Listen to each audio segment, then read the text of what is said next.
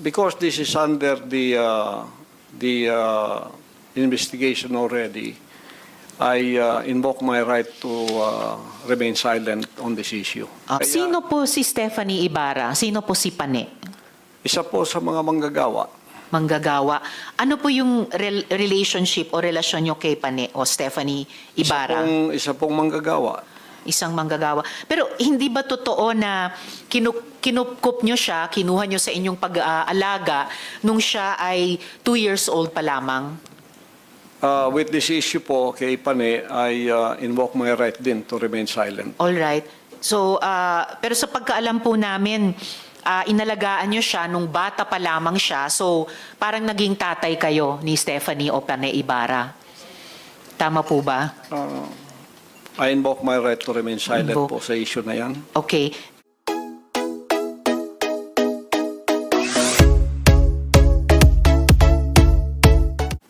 So ngayon po, dadako na po ako kay Apollo Quiboloy.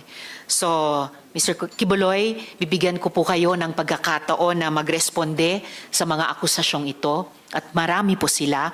Pero unang tanong po, ilan ang miyembro ng KOJC? Salamat po, Madam Chair, sa pagkakataong ito na makaharap ko ang lahat ng mga nandirito at narinig ko ang kanilang mga testimonya. At magpasimula po tayo kay Ms. Valdehuesa. Pastor Quiboloy, Mr. Quiboloy, yung tanong ko muna, ilan ang miyembro ng KOJC? More or less po sa tingnan ko po muna ang exact na... Kahit in estimate po? More or less po, including mga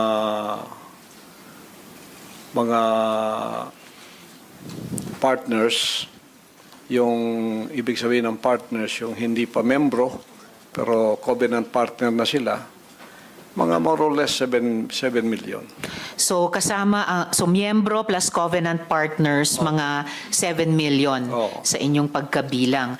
Okay, sa mga follow-up question ko po, dun sa mga testimonya na ng mga victim survivors, sinexually abuse nyo ba ang mga babae at mga menor de edad? At ginamit nyo ba ang relihiyon para i-sexually abuse sila? Wala pong katotohanan yung kanilang mga sinabi. Kung meron po silang mga charges na criminal laban sa akin, malaya po silang mag-file ng kaso at doon ko haharapin at sasagutin sa tamang forum sa korte ng ating lupa tulad ng kinakaharap namin ngayon.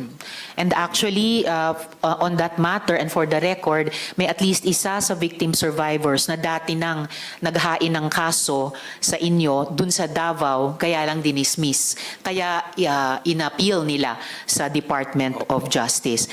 Yun naman pong mga testimonya ni na Ms. Valdehuesa at ni Julia, tinatanggi nyo ba ang mga testimonyang iyon? Tinatanggi ko po. Wala pong mga katotohanan yung kanilang mga sinasabi, kundi sa aking paningin ay kabaligtaran. Ngunit hinahamon ko po silang mag-file ng kaso sapagkat ito'y mga kriminal na mga allegations.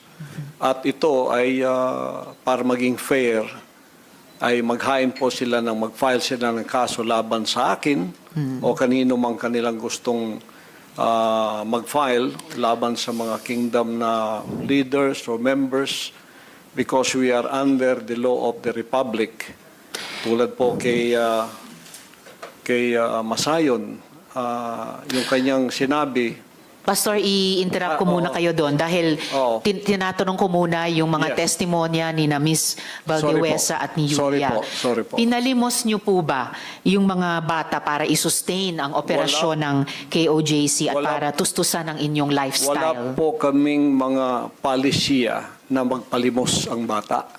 Pero walang polisiya man, pinalimos niyo ba sila? Hindi po. Wala pong katotohanan yun. Okay. Yung mga adults po, pinalimos nyo ba sila or pinayagan nyo ba silang maglimos para sa operasyon at lifestyle ng KOJC? Wala pong polisiyang ganon ang kingdom na magpalimos. Wala mang polisiya pero pinalimos nyo ba sila, Hindi yung po. mga adults? Hindi po, wala pong katotohanan yun. Alright. Pinayagan nyo ba yung pang-aabuso at pag-torture sa mga miyembro nyo? Hindi Halimbawa yung parusang dry fast. Hindi rin po polisiya ng kingdom ang batas ng pagparusa ng tao ay ipapasting para mamatay. Napansin ko po, lagi kayong nagre-refer sa polisiya, pero ang tinatanong ko po ay yung practice. Practice. So, pinaabuso nyo ba, pinatotorture nyo ba yung mga miyembro nyo? Pinapa-dry fast nyo ba sila? Sa freedom of religion po natin, meron tayong separation of church and state. At tulad ng sinabi ko, yung fasting ay voluntary kung tatanggapin mo. Hindi po ipinipilit. Alright. Kayo ba yung nakaisip nung modus na piliting magpakasal yung mga miyembro nyo na hindi naman magkarelasyon para manatili sila sa ibang bansa? Sino pong nakaisip nun, nung modus na yon? Because this is under the investigation already, I invoke my right to remain silent on this issue. Alright. Quickly lang po kay Ate Gingging, yung dry fast po ba, voluntary ba ito? No, for sure. No. Alright. Salamat It po. was an instruction. Instruction. So, hindi siya voluntaryo, instruction or utos siya. Alright. Salamat po. Mr. Kibuloy, boses nyo ba yung nasa audio file kanina, yung binabantaan mo yung si Stephanie o si Pane? Kailangan po i-authenticate kasi ngayon malakas ang AI. So pero boses nyo ba yon yung nagbabanta kay Pane o kay Stephanie? It appears na parang boses ko. Pero hindi Alright. ko po ma-authenticate kasi ngayong panahon na to malakas ang AI. At Kaya- sino po si Stephanie Ibarra? Sino po si Pane? Isa po sa mga manggagawa. Manggagawa. Ano po yung relationship o relasyon nyo kay Pane o Stephanie Ibarra? Isa pong manggagawa. Isang manggagawa. Pero hindi ba totoo na kinupkup nyo siya, kinuha nyo sa inyong pag-aalaga nung siya ay 2 years old pa lamang? With this issue po kay Pane, I invoke my right din to remain silent. All right. So, pero sa pagkaalam po namin, inalagaan nyo siya nung bata pa lamang siya. So, parang naging tatay kayo ni Stephanie o Pane Ibarra. Tama po ba? I invoke my right to remain silent Invoke. po sa issue na yan. Okay. Kasi sa audio file naman po, sa kabila nung sa pagkaalam ay kinupkup nyo siya nung 2 years old pa lamang, bata pa lang siya, na parang naging tatay kayo niya. Pero sa audio file, bakit parang asawa? Asawa nyo kung ituring itong si Stephanie o Pane. I invoke my right to remain silent on that Alright. issue rin po. Ngayon po, kino-confirm nyo po ba na meron kayong isang hukbo o private army sa inyong disposal? At ano po iyang tinatawag na angels of death? Yan po ay kasinungalingan at kung yan ay akusasyon, inihiling ko ang accuser na mag-file siya ng kaso laban sa akin.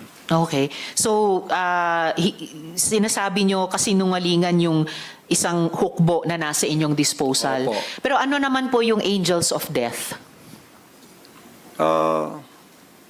Hindi ko po, imbento po nila yan eh. Invento lamang. Ano ang, kanina po kasi sinabi po ni Sir Edward na yung, ano ba ito? Yung, saan na ba yung notes ko? Teka ha. Okay, Edward. Yung 2nd Metro Davao Signal Battalion ay may kaugnayan sa Task Force Davao. So, ano ang ugnayan kung mayroon ng Angels of Death dun sa DDS o Duterte Death Squad naman? Wala po akong personal knowledge niyan, so I Walang invoke personal my knowledge. right to remain silent on that issue also. All right. Tapos, pwede pwede nyo bang ibahagi sa amin, mula sa perspektiba nyo, yung detalye ng law enforcement kung papaano nakuha nila ang kustodiya sa inyo? Pakiulit po. Mula sa inyong pananaw at karanasan, paano pong nakustodiya kayo sa kamay ng gobyerno, ng ating law enforcement With agencies? that issue po, I also invoke my right to remain silent. All right. Welcome, closing ceremony. Military orientation training. Baka ito yung binanggit ni Edward kanina na ganitong klaseng training ng mga paaru na nasa 2nd Metro Davao Signal Battalion na may kinalaman sa Task Force Davao, yung paaru sa ilalim ng 11 RCDG or yung 1105th Community Defense Center. Mapapansin niyo po, pagkakaalam ko, hindi pa Brigadier General po si Buloy nung time na yan, nung time namin. Parang bago lang ata yan naging Brigadier General sa reserve unit. Yes, na nakikita natin sa litrato na natakpan lang ng pagbilog sa kanila, pero BGen, Pastor Apollo C, Po, na I sa plane suppose po. Kibuloy. Apo. Pwede nyo bang i-confirm ito, Mr. Kibuloy?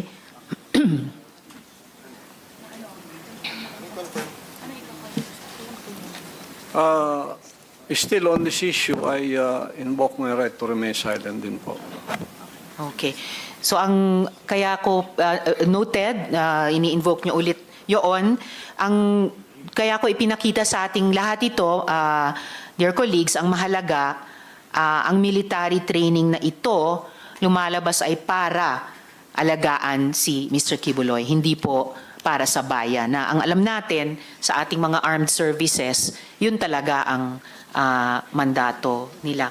So, Mr. Kibuloy, ginagalang po ng komite namin yung constitutional rights ninyo. Ang mahalaga ay nabigyan kayo ng pagkakataon na magsalita rito. And then, ngayon po naman, please, of course, you will stay on sa hearing para kung may iba pang tanong sa inyo bago tayo matapos.